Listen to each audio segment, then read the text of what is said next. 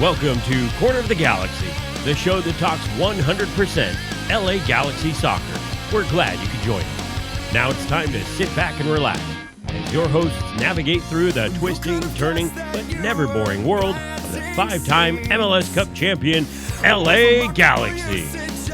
Hello, everybody, and welcome to Corner of the Galaxy on cornerofthegalaxy.com. I'm your host, Josh Guesman. Glad to be with you once again on a Thursday night, live from Corner of the Galaxy Studios. A little bit earlier on the time than we normally go, but my son is in town, wanted a little more family time, so we're going to try to get this done a little bit early for your viewing pleasure, of course.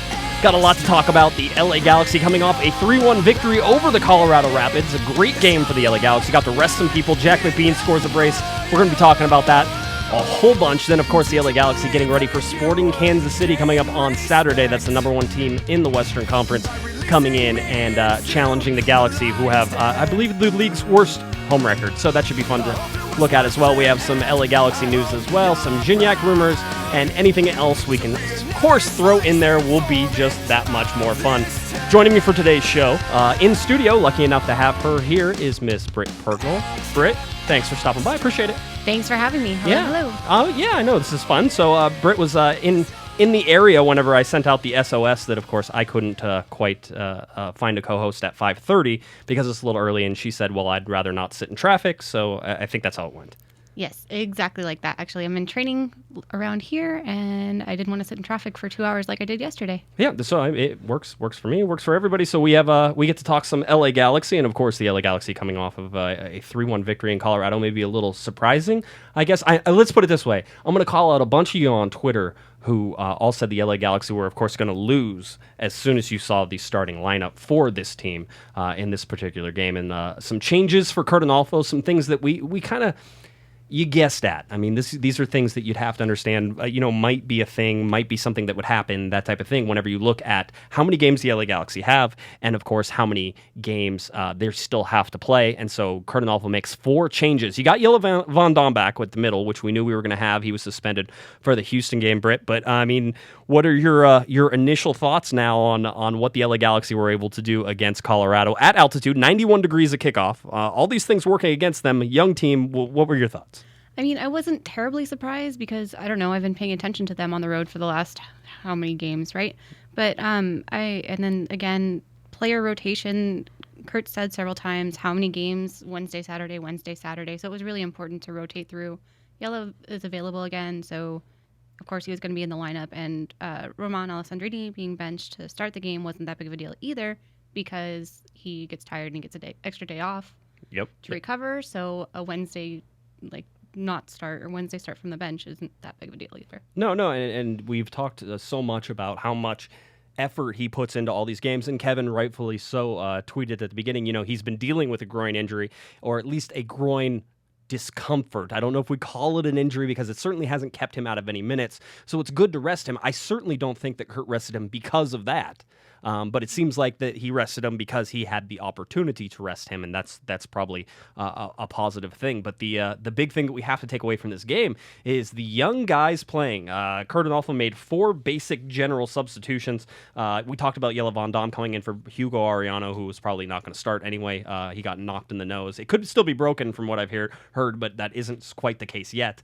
And so what we end up having is Jelle Van Dam goes into the back line, but up top you had Jack McBean, who got the start. Jose Villarreal ended up playing as his partner, even though perhaps we thought he would play underneath Jack. They played more of a basic 4-4-2 than maybe lots of people thought. And then you had Jaime Villarreal filling into the midfield for Rafa Garcia. So there was lots of things that sort of happened. Jack McInerney on the bench, not getting any playing time in this one. I don't know if anybody's surprised about that. After the game against Houston, didn't really show all that much. But what I think is the most important takeaway from all of this is that the LA Galaxy, comprised largely of LA Galaxy 2 guys or academy products or homegrown players, however you want to put it, the younger core played an unbelievably good, attractive game that got them a ton of sort of confidence and going forward. There was combinations. There was all sorts of things. This is what you have to do whenever you're going to play younger players is you play them all together. These guys sort of look like they were used to each other.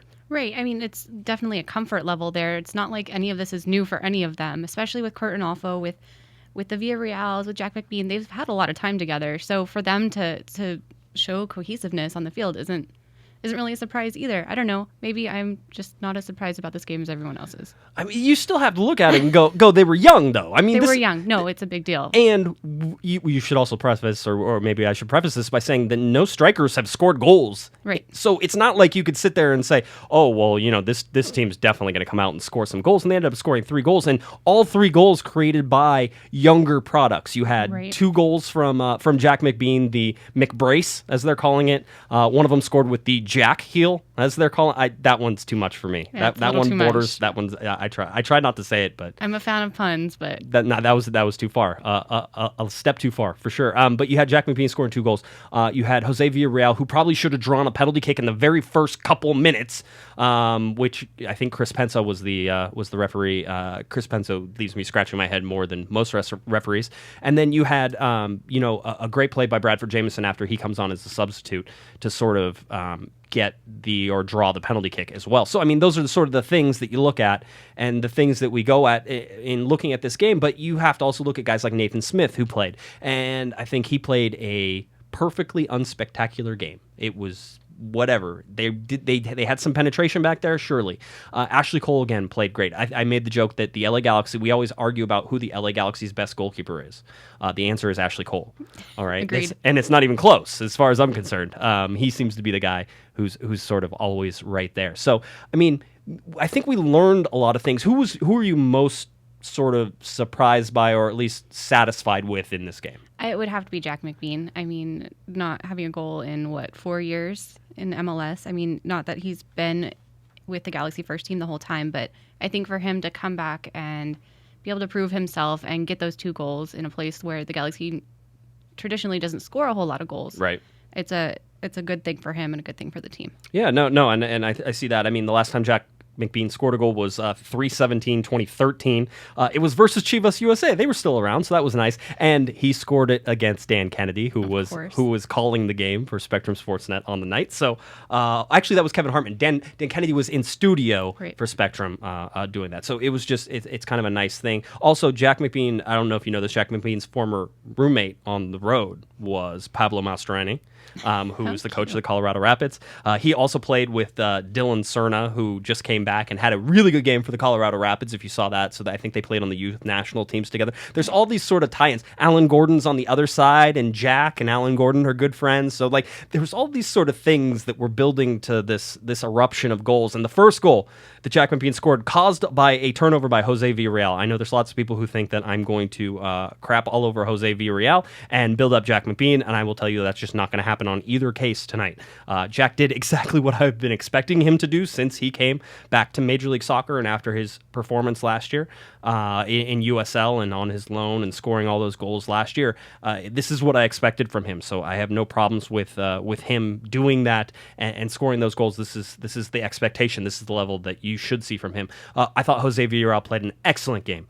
The pressure that caused the turnover right away, and then the great quick shot by Jack McBean. I think the intricacy in the shot is that if McBean waits even one touch on that Tim Howard gets to be set, and then he probably doesn't score the goal. But instead, a right-footed shot, curling from the right to the left, hits the inside of the post and goes in. The LA Galaxy winning 1-0. This after Colorado had 2 excellent chances to start the game and probably should have been up 2-0.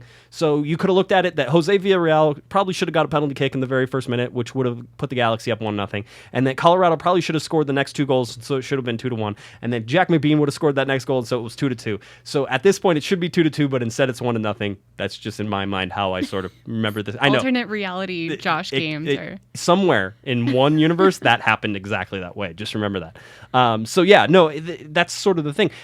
I thought Joao Pedro played really well. I agree. He had a couple turns on the night, and not even to mention the setup that he had with Jack McBean.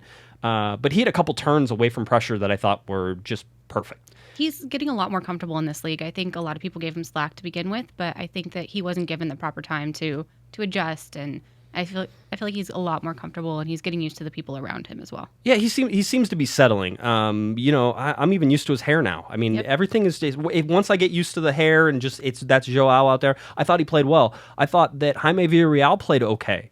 in the center. So that was fine. The one person who I thought didn't play very well at all and only showed me one little tiny itsy bitsy little point of anything was Gyasi Zardes. And that continues to be the question, is when is Gyasi going to get going? And he almost got going whenever Bradford Jamieson was fouled inside the penalty box, a penalty that Bradford created all himself. Gyasi Zardes definitely could have scored that goal, because he did. He put it in the back of the net. They just had called a penalty kick at the time. So, that's sort of... I mean, I don't know if there's a better sort of play that tells you how Gyasi Zardes has been going this, is to see his face after he scored, only to realize that it had already been called back and it was a penalty kick. It's so disappointing. Well, it is, and I know people want to get him. Some people said, hey, maybe you should have let Gyasi take the penalty kick, right? And I said, that's the most ridiculous thing I've ever heard of. You have a guy who can't hit the broadside of a barn. You're trying to ice a game, okay, and you're going to let him take the penalty kick. No, let Romain take the penalty kick. He seemed like and you saw the cheeky way that he takes the penalty kick too, straight down the middle, out on Tim Howard. But there's no way for him to get used to scoring goals without scoring those goals. Work for it and make it happen. Has that worked so far? No, but that's what has to happen. A lot of these times, like, again, I'm very much for, if a ball ricochets off of him and goes into the goal, that will get him going. So it's not like I'm saying that he has to do all the work, but you can't just be like, dude, you suck so bad right now. Let me hand you this ball because you're horrible. Everybody knows it. Tim Howard knows it. He's laughing at you right now. You go put one past Tim Howard, right? So, I mean, it's happened in Galaxy history. I don't know. Yeah, exactly. The Galaxy aren't exactly great at penalty kicks, all right? So let's not have the guy who will launch one into row Z, land somewhere in downtown Denver. Let's not have that happen, especially at altitude. You never know where that ball's going to go. So it's just going to keep going forever and ever. So, but yeah, so that's, I mean, that's sort of the thing, is that Gyasi Zardes was really, for me, the lone sort of bad player on the team, and I don't know what's going to happen. I mean, do you bench him? Is it time to bench him, Britt? I mean, is that where we're going? I mean, who else do you have, though, to fill that spot? Well, I mean, you could put Bradford Jamieson in there. Yeah, you could let him play, because I'll tell you this. Zardes looked better than he has looked because he played on the wing, and that gives him more time to be running with the ball forward. I'm better with that.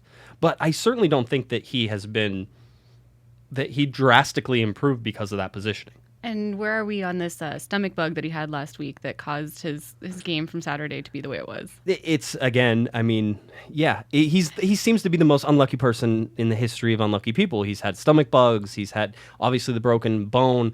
And it may just take him a really long time. I think up to a certain point, the Galaxy have to play him. Right, I agree. And I think that that's going to tick a lot of people off. I think that he starts again. I mean, I don't know that I've reached the point where I'm saying, okay, lost cause. Because how can you do that for a guy who has shown promise? I mean, he scored goals last year. He's never going to be the 2014 sort of guy that scored a bazillion goals and he had Robbie Keane giving him the ball. He had Landon Donovan giving him the ball. I mean, these were set up for him to succeed, and that's not where it is right now. He's not set up he has to be somebody who creates. He can't just be a finisher. Right, and I feel like we've had similar conversations about Gio needing help as well, and so maybe it's just this dynamic of the team that they're all kind of adjusting to one by one, which is excruciating for people to watch, but they're slowly adjusting to not having the caliber of help that they used to have, where they have to become the help. That's sort of the thing with the young guys, though, that I really like, which is the fact that those guys didn't care. I mean, they went out there and smacked Colorado in the face. I mean, that's what happened. The second goal was the perfect example of all the hustle and hard work that everybody put in. Joao Pedro breaking towards the touchline, gets a ball, goes through 3 Colorado defenders. Just so pretty. Right steps, 2 steps gone, gets to the end line, cuts it back. Jack McBean with sort of the back heel flick, which he has done, I want to say 4 or 5 times in USL. That is his goal right there. I've seen it many times, and it was perfectly executed. That's what you want to see. I think if you're anything but ecstatic with the way that the LA Galaxy played over this particular game, then there's something wrong with you. I think it also goes a long way to prove that Curt Onalfo and what he accomplished down at LA Galaxy 2, I don't know that he gets enough credit for it, because you saw those kids. The main reason those guys played so well, Britt, is because they knew each other.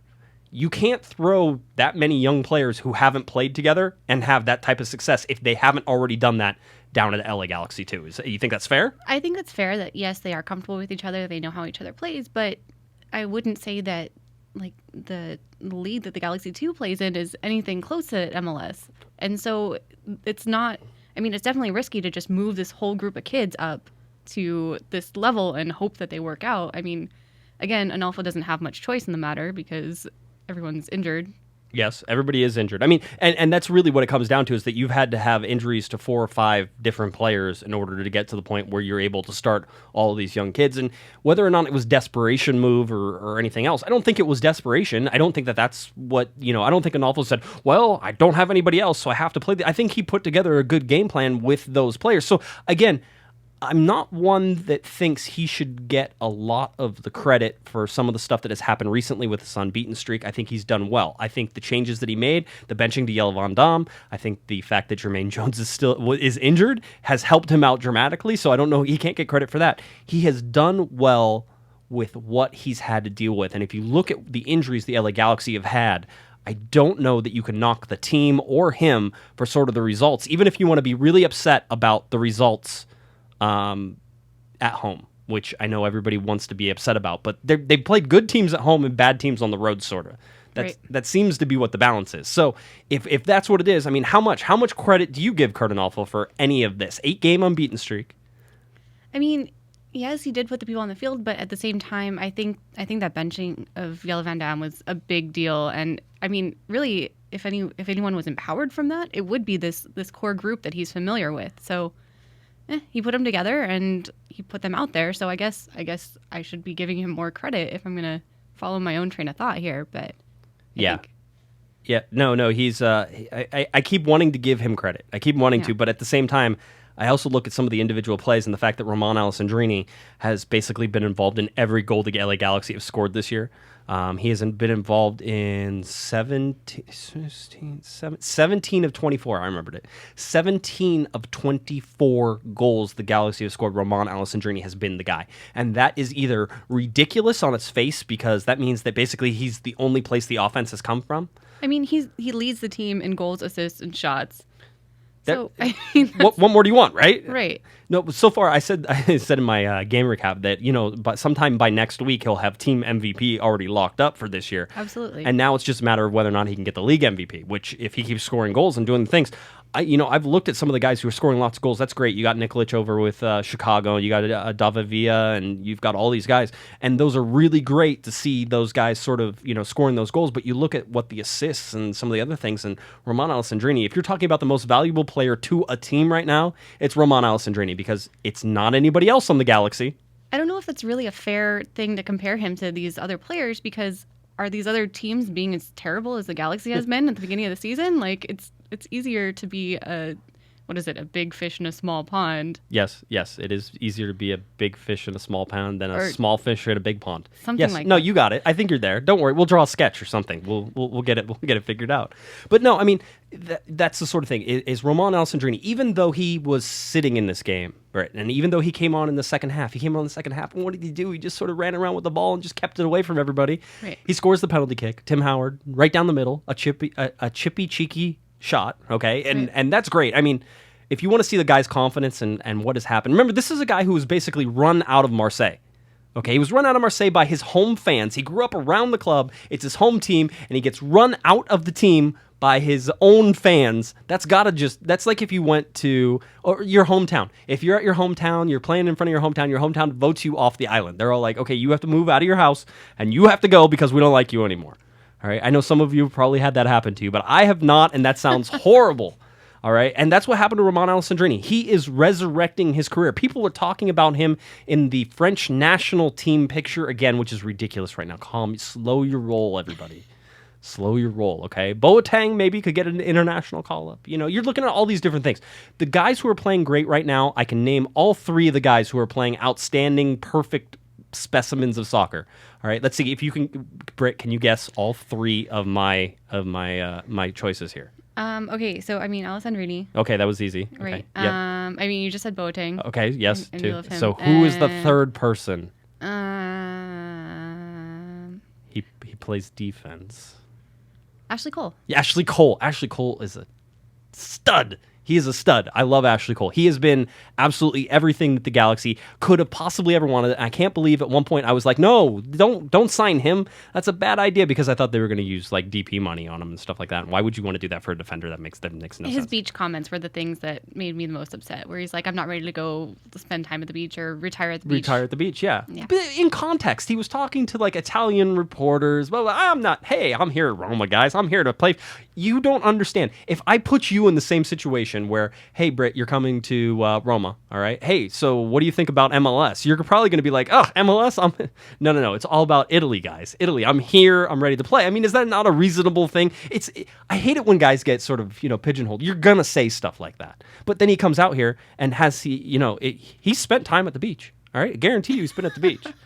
I don't doubt he went to the beach, Josh. I'm sure 1 or 2 trips to the beach. Wherever, I don't want to go where Ashley Cole goes to the beach, because it doesn't seem like it's very restful, because the guy is 36 years old, 37 years old. He's so old I've stopped counting, because he's one of the only guys who's older than me on the team. So it's just sort of like, hey, dude, you and I, we're like the same age. We're close. So it's one of those where it's just, I'm constantly amazed that he's able to perform. He's kind of like DeMarcus Beasley, if you want to sort of put another thing in there. I mean, would you think that that's a fair comparison? What do you think of Ashley Cole and the way he's played? No, I think he's an impressive player. He's definitely gone beyond my expectations of what I was expecting when he came in, and I think that he's like just supporting. I think that it was really important for the Galaxy to have that kind of mentor, especially with all the younger players, and for him to step up and kind of take that role and take a few of the younger players under his wing is really important for this team that's had so much turnover, that's lost so many big names in the offseason. Yeah, and there definitely were a lot of names that went away, and now you have the LA Galaxy, who seem to be finding just a little bit of stride. I don't want to blow this game out of proportion. It's not something that is crazy. I mean, if you look at where Colorado sits, you're looking at a team that is at the bottom of the Western Conference, but they were on a 3-game winning streak at that time. So you caught them. You did what you were supposed to do. Again, another win on the road, crazy win. I don't know. I think Portland did this one year where they were really good on the road and couldn't win at home.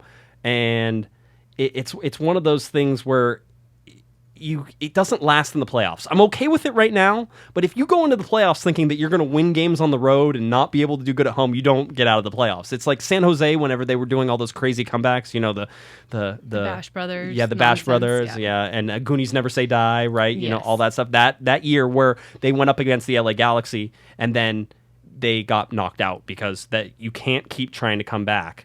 It's not sustainable. No, it's not, and this is not sustainable. This road winning thing goes against everything that anybody has ever known about Major League Soccer. You can't win on the road and lose your games at home and be successful. But the reason that they're anywhere near 5th in the Western Conference right now is because they're winning on the road, which is kind of crazy because they certainly couldn't do anything in terms of winning at home. They're very bad, and hopefully that changes whenever you look at Sporting Kansas City coming up. That's going to be a ridiculous tough game. It's one of those games we're going to talk about here in just a little bit. One of the other things I wanted to talk about is Clement Diop, who I have said was responsible for both goals against Houston, had a much, much better game, made one big save, which I think frustrated everybody because you look at that and say you can't stop an easier shot from DeMarcus Beasley in the Houston game, but you stop this ridiculous Dylan Cerna shot that he had to come across the goal and tip up over the bar, and somehow you're able to make that happen. I don't pretend to understand how it works. I'm not that smart, but I will tell you that Ashley Cole is the Galaxy's best goalkeeper. Brian Rose probably second, and then Clement Diop is third, and then John Kempen probably fourth, although you could flip-flop Kempen and Diop with me sometimes. I still think Diop's very athletic.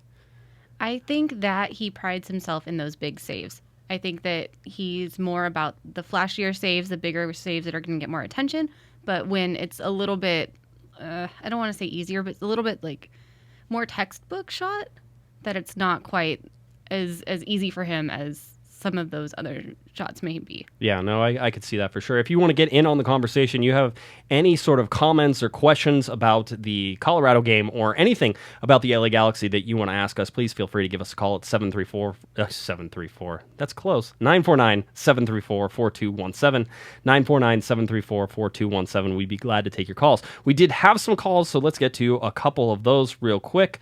Let's see. Let's get to our first one here. It's 323. This is Jose from Huntington Park, and I think you have better connections than I do at the Galaxy and at StubHub. And I think this Saturday home game, we should change all our banners to Sporting KC banners, have the scoreboard read visitors, LA Galaxy, home, Sporting KC. This way we could get a win at home, away, or at home. All right. So we got that one. Here we got an actual live phone call as well. So let's see. Of course not. No, why would we want to do that? That sounds like a horrible idea. So let's not take the call that just got dumped whenever I clicked the button. So I guess that's my life right now is that I'm going to click a button and then people are not going to pay any attention. So if you're calling in, let's see if we can do this again. Who's this? Hi, this is Julio calling from Japan. Hey, Julio. Thanks, buddy. How's it going in Japan? It's going great. It's Friday, almost 10 a.m. See, sometimes I just want to fast forward ahead. I want to come hang out with you so that way it can already be Friday at 10 a.m. So that way I don't have to go through Thursday night and Friday morning. Yeah, but Monday comes early for us. I'd fly back then. I would just jump ahead and then fly back. I would skip Mondays at all costs. However else I could do it. What can we do for you, Julio? I just wanted to say that I was totally wrong about Curt Onalfo. I thought he just wasn't up for the job, but somehow, after he benched Jelle Van Damme, he somehow was able to, get the respect of the locker room. And I just need to hold my hand up and just admit I was totally wrong about him. I don't know that you were totally wrong. Listen. First of all, I don't think you were wrong to criticize him. So don't be hard on yourself on that. And I wouldn't be hitching my trailer to his bandwagon just yet. I still think that there's a long road to go for this Galaxy team, and he could still definitely falter. Now, I like Curt because I've watched him coach at LA Galaxy too, and whether or not that qualifies him as a Major League Soccer coach, I'm not 100% sure. But you look at what he did with the young kids, you look at what he's done in this 8-game unbeaten streak, you look at what he's able to do with this team on the road, and whether you want to give him credit for that or not, he's still the coach in charge of these guys on an 8-game unbeaten streak, and it's not just like a totally ridiculous, hey, you won 1 game and tied 7-game, unbeaten streak. It's a 4-0-4. So you won 4 games, you drew 4 games. Some of these teams are good. Houston was good. Colorado was not. You should have beat them. All right. There was some, but you won some games that you should have won. You drew some games that you probably should have won, but you didn't really. Okay, the last one against Houston, you stole. All right. You should have lost that game and you won. So I mean, do you really think? One, how much credit do you really want to give Curt for all this, or in your mind, is this more the players stepping up? Well, I'm not quite sure because pretty much it's very difficult to watch MLS in Japan, so I'm not quite sure what to make of the comeback. But just based on what I'm hearing from the show, what I've been reading, it seems like the players, their attitudes have changed. So I'm not sure who to give the credit to. Can you watch MLS Live there? Can you proxy server into the U.S. in order to watch MLS Live? I probably could, okay. But I'm not sure if I should try that. Well, I don't want you getting arrested or anything like that. I just wanted to know is there any MLS games on in Japan? Supposedly there are, but I'm not quite sure because reading a TV guide in Japanese is impossible for me. So. No. Yeah, I completely. I don't know how. I think maybe you should start an LA Galaxy fan group over in Japan. I'll tell the LA Galaxy that you want to start one of those. Let's see if we can get one going for you over there. For sure, you can start the Corner of the Galaxy fan group over in Japan. I've deemed you the president, so congratulations. Go grab a whole bunch of your friends and start listening to the show. But Julio, thanks for calling in, buddy. I always appreciate it whenever you leave us messages, and I'm glad that you're able to enjoy some LA Galaxy and have a wonderful Friday, even though we're still stuck here on Thursday. Thank you. All right, take it easy. All right, Julio from Japan.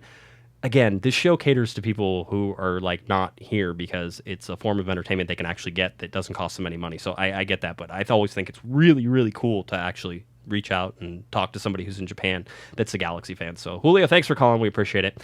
Let's get to another call that we had, Britt, if you're good.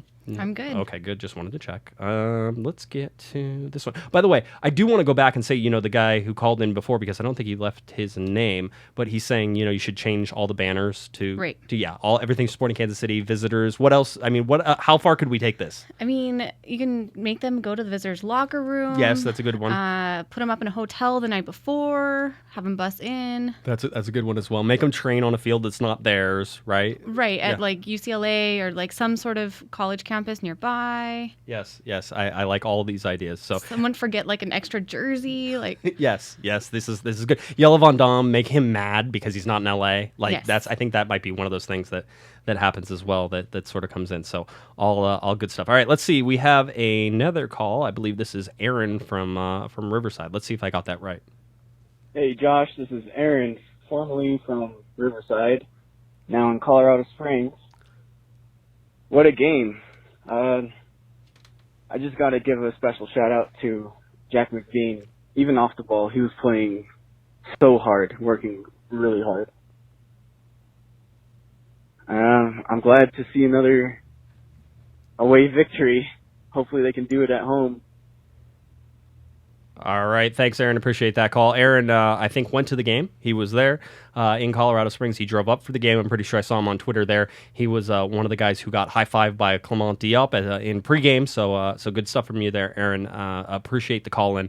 And glad you have a special shout-out to Jack McBean, working very hard off the ball. Again, you guys can keep building up Jack McBean all you want. I'm just going to sit over here and just keep smiling because I don't want to say I told you so. That would be small and petty of me, so I won't do that. Let's see. We got one more call. Let's see if we can get one more. All right, let's go. Let's go to Adam, I believe, in Hawthorne. Hey, Corner of the Galaxy. This is Adam from Hawthorne, and I'm kind of at a loss. I'm usually a Giassi apologist, but he just can't seem to find his way into games this year. While he really hasn't been the same since he was getting service from the likes of Donovan and Keane, he really isn't fitting in and syncing up with the rest of the lineup. Alessandrini, Emma Boateng, Gio, even Drow, and tonight McBean seemed on the same page, but not Giassi. It looks like Onalfo is desperate to get production out of him, which probably has a lot to do with the almost $600,000 he's getting paid this year, which is, Jermaine Jones money. So far, if Jones is healthy, he plays. So I imagine whether it's from Curt or the front office, Giassi's going to keep starting.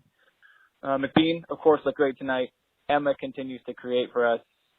Joao has found some rhythm, and Jameson looks good off the bench. But, of course, Alessandrini has to come in and show everyone he's a cut above. That man is exactly what we want from a designated player. So credit where it's due to the front office on that. Romain is an amazing signing. So thanks for all the work on the podcast, guys. Take care.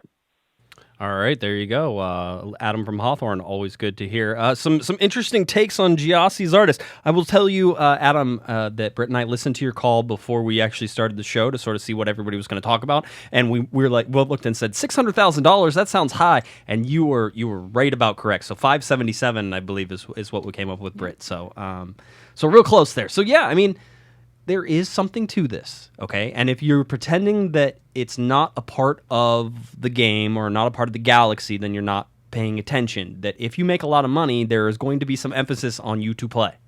AEG said that, hey, we don't want guys who make a lot of money and sit on the bench, Robbie Keane and Steven Gerrard. So that was almost $9 million. Now, it's not the same whenever you sit somebody like Jermaine Jones or like Giassi Zardes, a little less money, but these are guys who you're paying a lot of money because they need to be impact players, Britt. Giassi hasn't been that impact player. No, I would agree. But at the same time, I mean, are there really the players that are making that much money? So proportionally, it kind of has to come down a little bit because like the big names aren't necessarily here anymore. So even that $600,000 is kind of a lot for what the Galaxy have been spending as of late. I was going to say that, that's actually a pretty good take on things. I didn't think of that to sort of compare it to. But if you go out and you get somebody who's really expensive again, and you basically have the same payroll as you did whenever Steven Gerrard and Robbie Keane were on the team, and you had Giovanni Dos Santos there, and you had this gigantic payroll. If you go out and do that, does that then, make you feel better about sitting Giassi Zardes? I mean, ultimately, it's a huge chunk of, one, your allocation, TAM money. You're spending money on that player to get him under the salary cap, and granted, you get to write off, I think, $150,000 of it because he's a homegrown player. So that's great. So the first $150,000 is free. Then you have TAM that you have to use, so you have to use that to pay it down. So you're using a whole bunch of resources that are valuable resources, and that's very important in Major League Soccer because it's not always the designated player and how much money they make. It's the fact that they're taking up a spot. And to me, Giassi Zardes is almost taking up a spot because he's being used as a TAM player, and I could use that money on somebody else. I mean, you can always use that money on somebody else, and no one's going to be disappointed if he starts doing well. But at the same time, it is nice to have that homegrown player type thing and that kind of focus. And of course, everyone is like kind of expecting him to be doing better. But like we said earlier, he's kind of unlucky right now. And I don't know. I'm still willing to give him a little bit of a chance to work his way through whatever this is. Curt, you can't bench him yet.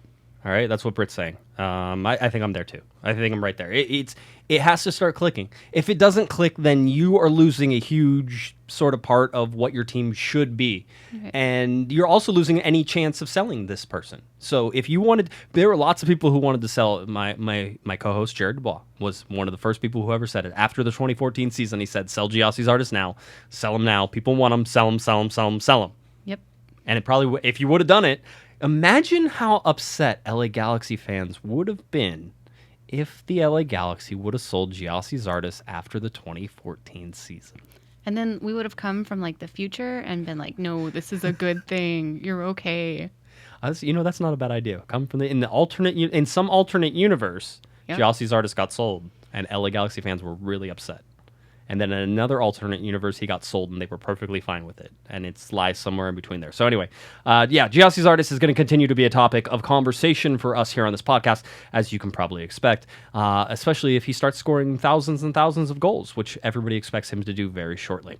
All right, let's move on now to the LA Galaxy and some news for the LA Galaxy. If you went on cornerofthegalaxy.com, you may have seen an article, or if you were following us on Twitter at Galaxy Podcast, you may have seen a tweet that was talking about a certain player from Liga MX, that is Gignac, playing down in Tigres, a Liga MX star, really, really good player, a guy who's 31 years old. He's a striker. He's sort of that classic up-top striker, although I've certainly heard reports that he could play on the left side as well. He's majority right-footed, so he's an up-top kind of guy. And what do the LA Galaxy need right now? An up-top kind of guy. So the rumors of everything else that you've sort of heard. You heard about Zlatan Ibrahimovic, and of course, we've told you that the LA Galaxy say they have no interest or that they're not pursuing Zlatan Ibrahimovic at this moment. All right, that came from me, came from Kevin Baxter, so you can check that one out. You can also sort of check out some of the other rumors that came out. There was a goalkeeper. I think Ospina was being rumored to the LA Galaxy, and that's just ridiculous. I told you guys it was ridiculous, and we actually had to go. Kevin actually wasted his time to go to the LA Galaxy and ask them whether or not Ospina was on their target list, just for all of you people who thought that would be a good idea. And guess what? No, they're not interested. All right, that sort of seems to be another one. We do know the LA Galaxy are looking at players.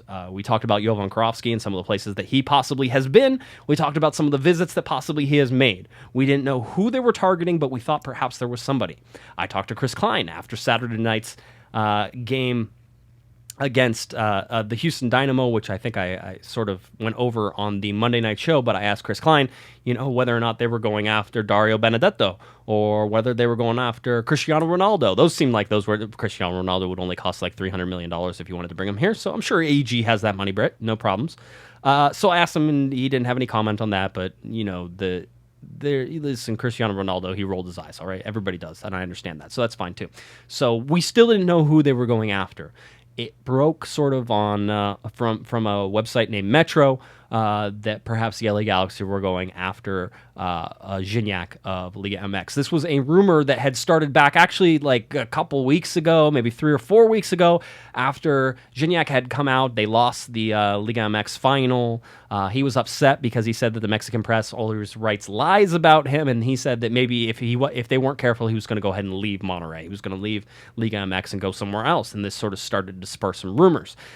Giving you this background because I can tell you that the LA Galaxy are interested in Gignac. We don't know what level that interest is in. We don't know whether or not an official offer has made. Metro reported that the LA Galaxy supposedly made an offer of $6 million to Tigres for Gignac. All right, now that seems like it might be a little under market value.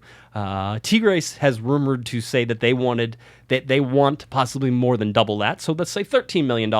And then I had a source who talked to me that said that money may be as high as $25 million, which would put it out of the range of LA Galaxy or AEG likelihood. All right, not saying AEG doesn't have that money, by the way. Just saying that it's not likely that they would spend that kind of money. There is interest there, though. And I don't want anybody to be hung up on the amount of money right now, because I don't think that the amount of money that they're thinking, $13 million, let's say it's $13 million, is reasonable. But I don't think it's far off. I think, and I talked to one of my good friends, John Arnold, who is the Mexican correspondent for the Mexico correspondent for Goal.com. He's really smart with CONCACAF. He really follows Liga MX. He's my Liga MX expert, and he does a great job with stuff. And sort of was trying to feel him out. And he says that he thinks that there's a lot of work to be done. He thinks the LA Galaxy are going after Gignac. Now, we had some interesting stuff that sort of came out today that we talked about Tigres and Gignac, and the Tigres president basically saying that the French striker was in California to visit Disneyland and with his family. All right, so that's why he went to California. We saw him in Instagram photos, Britt, with Romain Alessandrini. I didn't know if you saw that or not. I did. Okay, so he was there. They were former teammates at Marseille. They had 1 year that overlapped in 2014. So just before Gignac transferred to Tigres in 2015, they played for a year at Olympique Marseille. So they know each other very well, which is an interesting little tidbit to all this. I tweeted during the last game that's why Alessandrini didn't start, is because he was talking to Gignac about the contract. Genius tweet as a normal. I don't know if that's true, but I like the idea of that. But here's what the Tigres president said. He said, "The press keeps talking. We are flattered by all the teams interested in our players. For the fans, you are relaxed. We have not received any approach or anything for Gignac. We've had nothing official from Major League Soccer." All right. Major League Soccer would be the negotiating arm in terms of getting Gignac. So just him saying Major League Soccer, not LA Galaxy, I don't want you to panic or anything like that. But if you read the last part, is the best part, is that we've had nothing official from Major League Soccer. Right. Yeah, so that's sort of, if you're asking me for the likelihood of this happening, I'm going to tell you that it has a decent chance. I know for sure that the LA Galaxy are interested. I've told you that before. I have heard from a source that they may have even had visits with his agent. All right, so there's stuff going on here, and I don't think anybody is really ready to sort of throw the cards down, but I think Tigres is playing every card that they have right now and saying, we want this much money for him. We want as much money as we can get. They don't have a ton of options with him. They move him now in the summer, all right?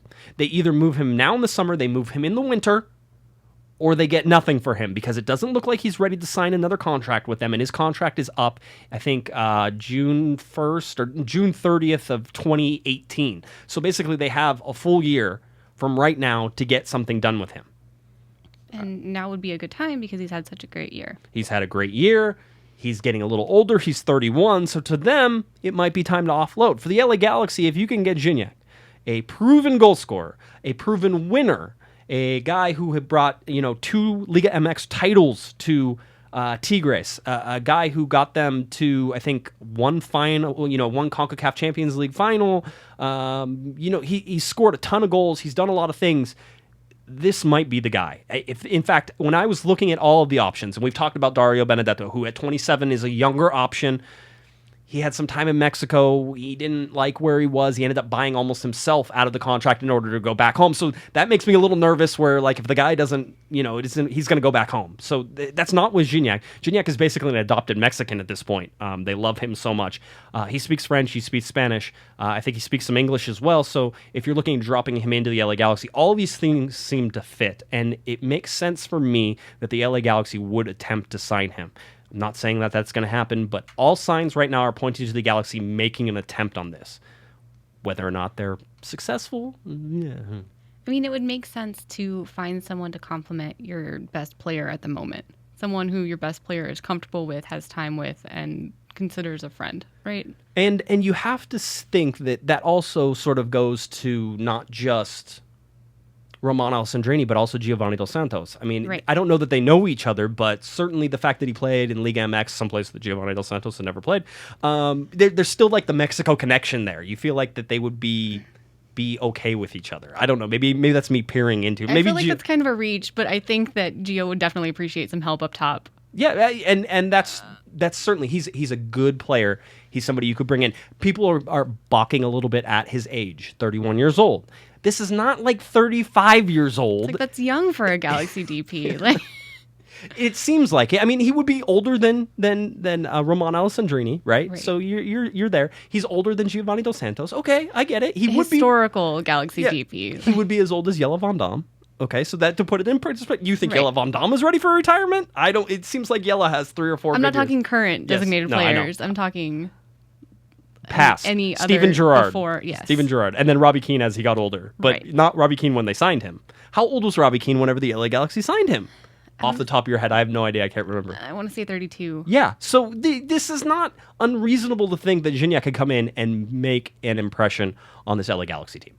That's all I'm saying. Pay attention. I tell you when to pay attention to things, everybody. I'm telling you to pay attention. The LA Galaxy could be going after Gignac right now. I don't know where that lies, but we'll continue to dig. Kevin and I are on it, so don't worry about a thing. We'll dig up some stuff and give you all the information as soon as you can. Go over to cornerofthegalaxy.com, though, and you can read my article on Gignac and why perhaps he's a good fit and all sort of the ramifications around his potential signing and movement by Tigres. And by the way, Tigres did go out, and it looks like they're ready to sign somebody to bring in as a replacement. So, they're not selling Gignac. They just got somebody who plays his exact position, and they're going to spend a whole bunch of money on him. So, but he's not going anywhere. Okay, so that move definitely sort of tips a little hat. I think Tigres is playing hard to get, and that's fine. I think the LA Galaxy get this deal done for right around $9.5 million, if you want to know. And if it's under that, I think they've done a good job.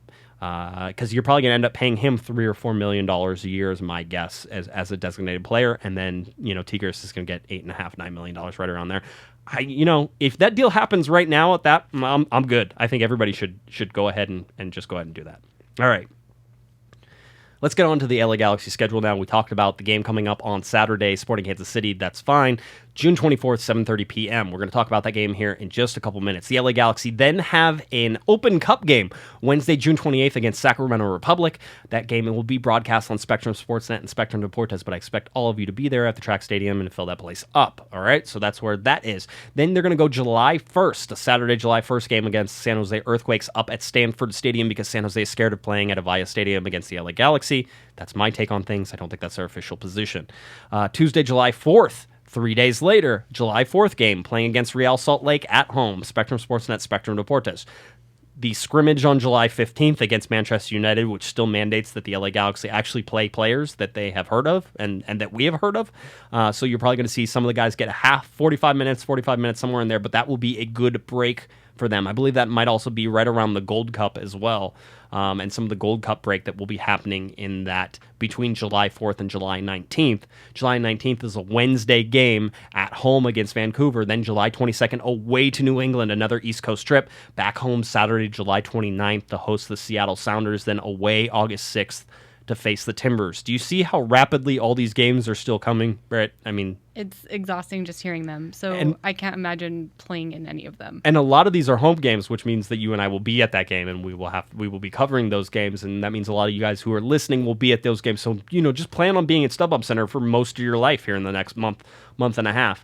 The LA Galaxy is still going to have to rely a lot on the depth. So the stuff that you saw in terms of the LA Galaxy and them rotating players, I certainly think that is a place that is going to continue to get some focus in terms of who they're going to be playing and when they're going to be playing. All right, everybody needs to pay attention. Let's see how much rotation we can get. Western Conference standings right now: Sporting Kansas City is first, 27 points, 17 games played. They play the LA Galaxy on Saturday. Houston Dynamo in second, team the LA Galaxy just drew with 24 points.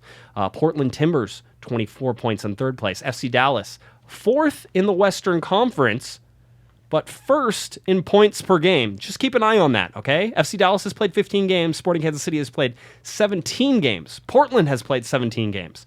In a second here, Brittany and I are going to go over some of this stuff that we're going to talk about Sporting Kansas City, and we're going to make some comparisons that might be a little shocking to you.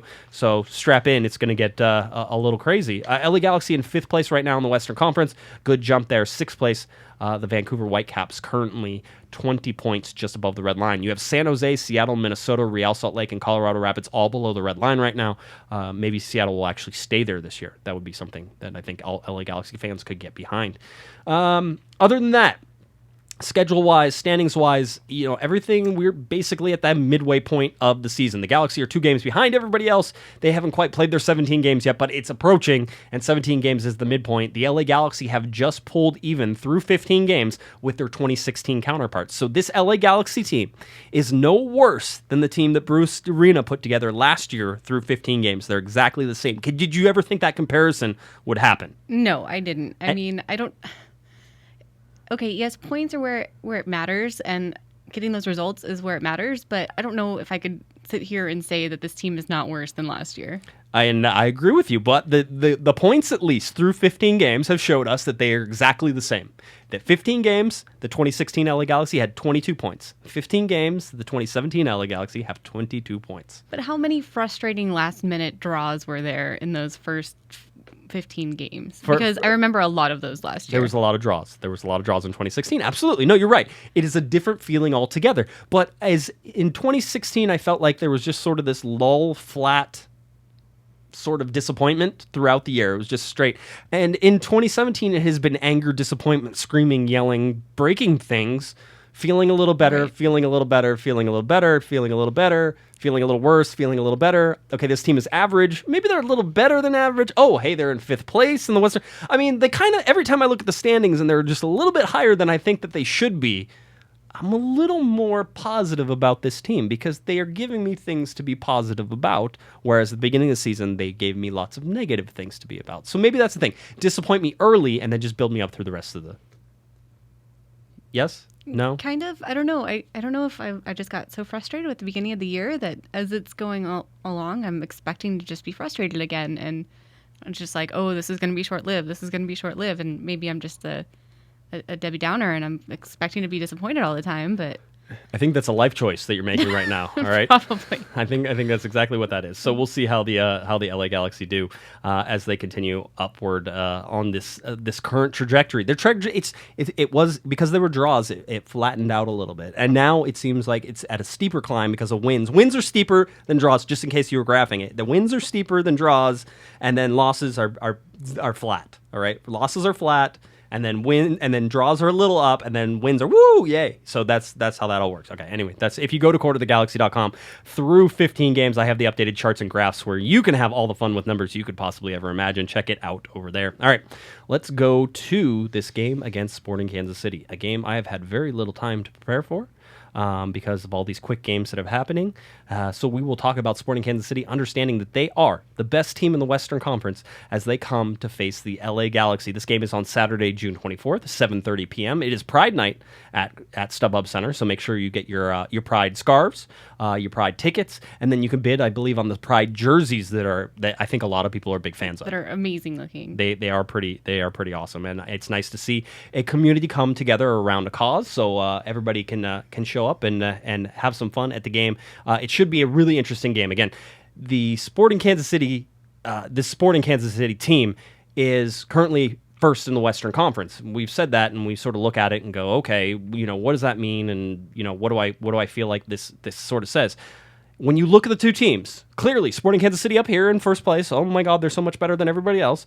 And then the LA Galaxy, oh, they're horrible. They're over here. They're way down, and they're not good at all.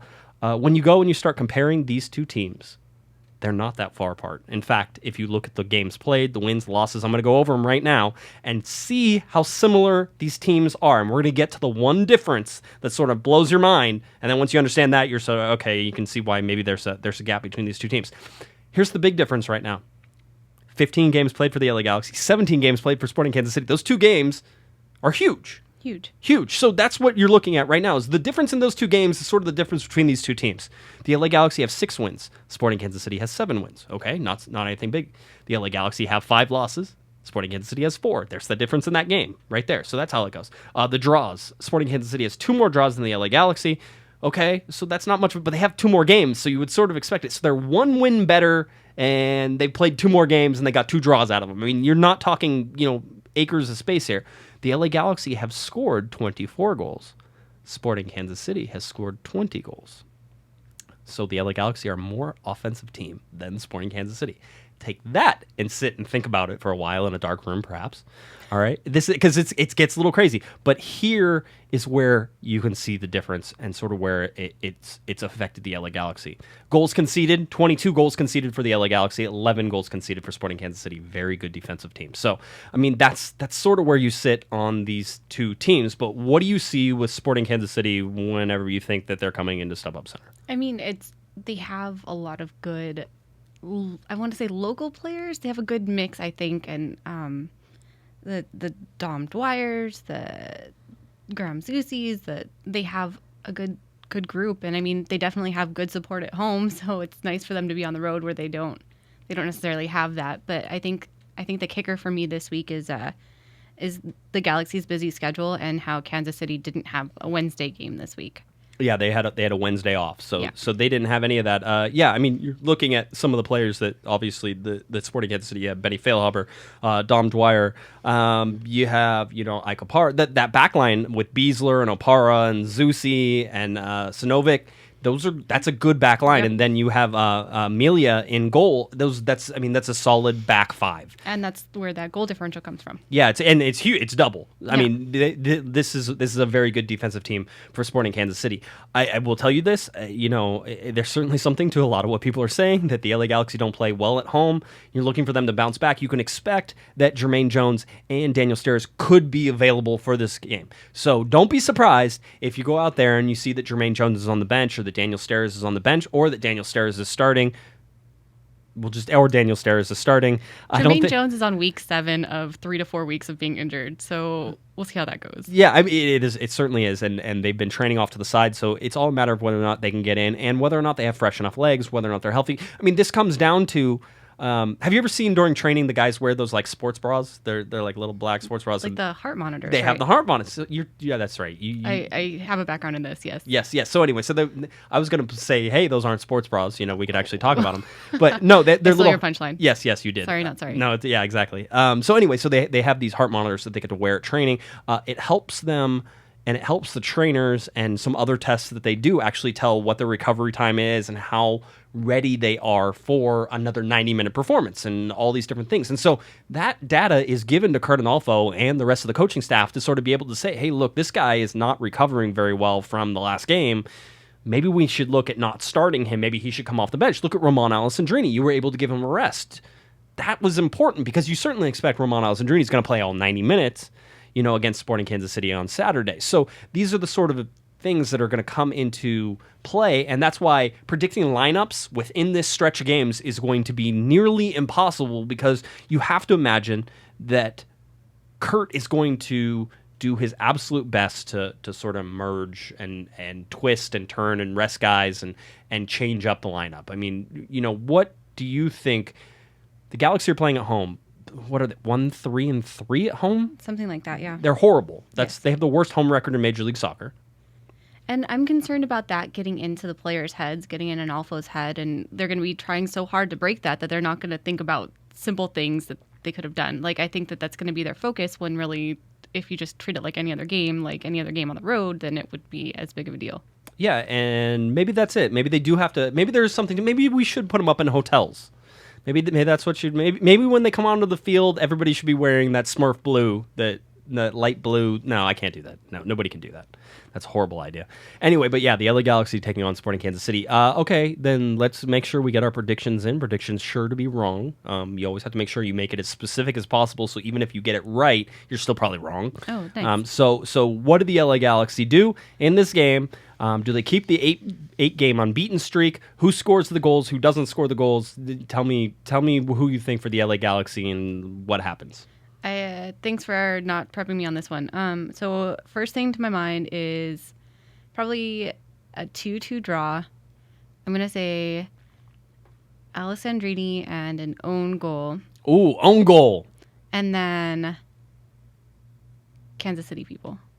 And then Kansas City people. And then score? Kansas City people. Okay, that's fine. No, that works. I would never expect you to. You could say Dom Dwyer. I mean, he's going to score goals, right? He is. So that's one of those things.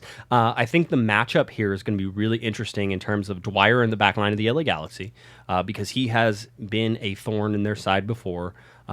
He's a difficult player to play against. Let's see if Jelle Van Damme, who I didn't think played particularly well against Colorado, but didn't need to play great. So let's see if Jelle can sort of bounce back. He looked really tired in that U.S. Open Cup game against Orange County, and so I don't know if it's a fitness thing. I mean, he did just come back from Belgium, so like a couple days before that game. So hopefully he's had more time to train. Not that they've had a whole lot of training time with the schedule, but hopefully he's getting that fitness back. Yeah, so you're going to want to watch that. I say that the LA Galaxy are this is always hard. I always feel like they have so much momentum coming off these road wins, and they come and just play absolute flat at home. Maybe it's the lighting effects that everybody apparently hates. I don't know what. I don't hate them. I don't hate them either. I think they're a lot of fun, especially after goals. I think that's the best part. Plus, against Houston, you know how many like Houston fans got flashbacks of the blackout game back in 2009, 2010, 2009, 2011 maybe? I want to say it was playoffs. I would say 2009 is my best guess. It might have been it may have been 2011. It may have been an MLS Cup year where we scared them out of. No, I don't think so. I think it was 2009, the blackout game. Anyway, there was a blackout game. If you weren't there, you don't remember. But it was a lot of fun, and they still get flashbacks. And I still think the LA Galaxy should hand out flashlights the next time that Houston comes to town, just to remind them of that game. That's my only thing. All right, yeah. Ed from Squadcast doesn't like the lighting effects. He thinks they're terrible, by the way. And he's told me that on Twitter. I disagree like 120 billion%. I even liked it when they turned the lights out while they were playing against Chicago. Like while the ball was actually, that was the best way to turn the lights off. I hated it. I hated that. Yeah, well, they got better. Well, it was new. It made me laugh because they hadn't had a goal in so long since they set up that technology that they didn't know exactly when to push the button. Oh, so it was acknowledgement of the fact that they hadn't scored, that was the problem. Okay, no problems. I understand that. All right. Ed, it's okay. It's okay. Don't worry about it. They're just lights that go on and off. It's not. If you want, you can like turn on your cell phone and it provides light for you. You don't have to be scared. It's all good. All right. So I think that about does it for us. We've had a wonderful, nice show. Britt's been in the studio with us, so that's certainly always a positive and a plus.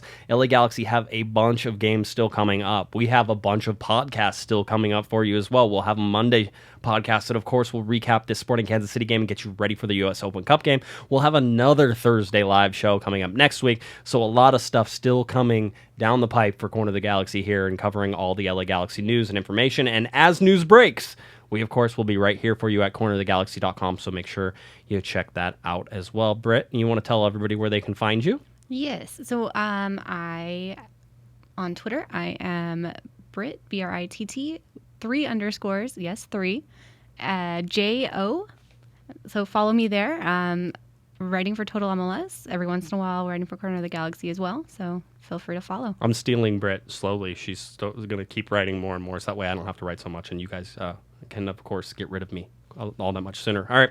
If you're looking for me on Twitter, it's at Guesman, JGUESMAN, and of course, you can head on over to @Galaxy Podcast. That's where all of our wonderful Galaxy news usually gets broken, right there, and of course, cornerofthegalaxy.com. The Sporting Kansas City and LA Galaxy play on Saturday. See everybody there. Pride night, 7:30 p.m. kickoff. Spectrum Sportsnet, Spectrum Deportes, all good. Thank you very, very much for joining us. For Britt Pergl, I'm Josh Guesman, and you've been listening to Corner of the Galaxy on cornerofthegalaxy.com. Have a great one, everybody.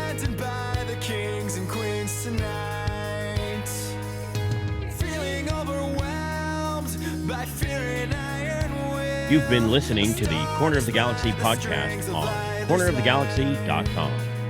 You can follow the show on Twitter and Instagram at Galaxy Podcast, and be sure to check out and subscribe to iTunes, Stitcher, and Facebook by searching for Corner of the Galaxy.